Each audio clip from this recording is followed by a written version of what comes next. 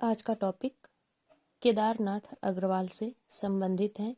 इन्हें केन का कवि तथा छायावादोत्तर युग का पंत कहा जाता है और ये प्रारंभ में बालेंदु उपनाम से रचनाएं करते हैं। इनका जन्म 1911 ईस्वी में हुआ था। अपूर्वा कविता संग्रह के लिए 1986 में साहित्य अकादमी पुरस्कार मिला था।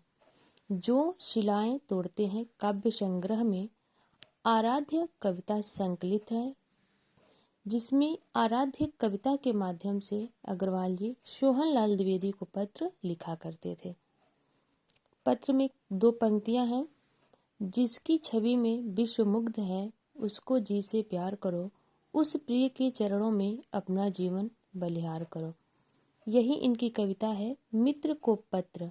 इस कविता के माध्यम से रामेश्वर शुक्ल अंचल के प्रश्नों का उत्तर लिखे थे।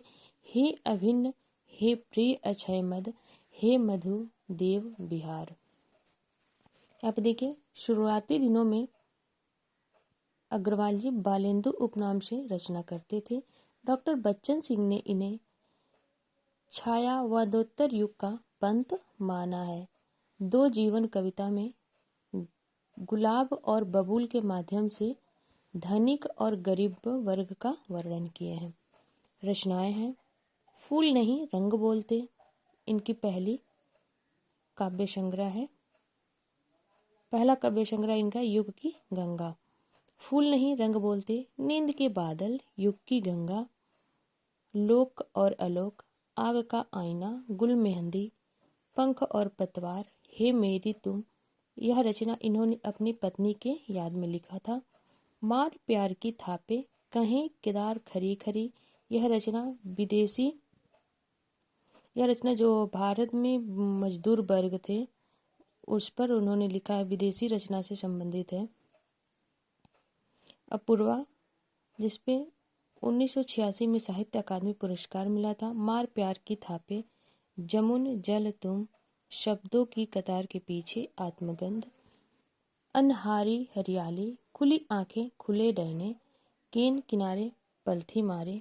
वह कवि था आस्था का शिलालेख, बोले बोल अबोल, जो शिलाएं तोड़ते हैं मैं उसे खोजता हूँ, झूठ मरे तो कैसे अपने मन की बात।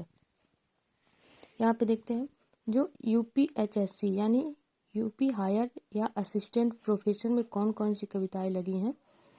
तो कुल 6 कविताएं लगी हैं इनकी। निराला के प्रति, ध्यान रखें कि एक कविता है शमशेर बहादुर का, उन्होंने भी निराला के प्रति कविता लिखा है।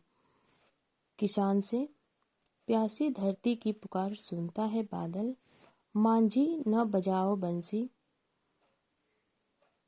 मेरी धरती और मैं, जागरण की कामना। एक कुल रचनाएं असिस्टेंट प्रोफेसर की सिलेबस में लगी हुई हैं।